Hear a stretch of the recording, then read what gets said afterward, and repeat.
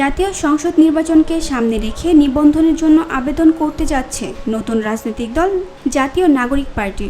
রোববার 22 জুন বিকেল 3টায় নির্বাচন কমিশনে আবেদনপত্র জমা দেবে দলটির একটি প্রতিনিধি দল, এমনটাই জানিয়েছেন এনসিপির যুগ্ম সদস্য সচিব মুশফিকুস সালেহীন।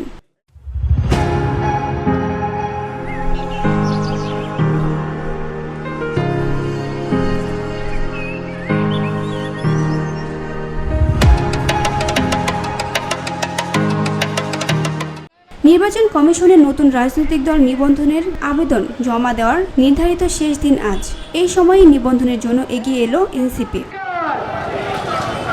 ছাত্র গণ অভ্যুত্থান থেকে গড়ে ওঠা এনসিপি আনুষ্ঠানিকভাবে আত্মপ্রকাশ করে 2025 সালের 28 ফেব্রুয়ারি। তবে এরপর কেটে গেছে 4 মাস। এই সময়ের মধ্যে দলটি এখনও নির্বাচন কমিশনে নিবন্ধনের আবেদন জমা দেয়নি, যা নিয়ে রাজনৈতিক অঙ্গনে কিছু প্রশ্ন দেখা দেয়।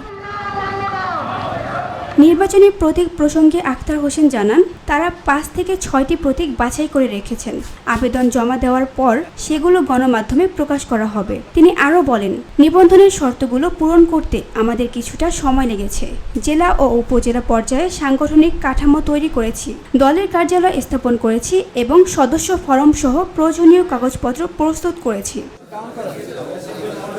জাতীয় রাজনীতিতে নবাগত এই দলটি কতটা প্রভাব ফেলতে পারে তা নির্ভর করবে তাদের সাংগঠনিক প্রস্তুতি ও ভবিষ্যৎ কর্মকৌশলের উপর। VOD Bangla news desk.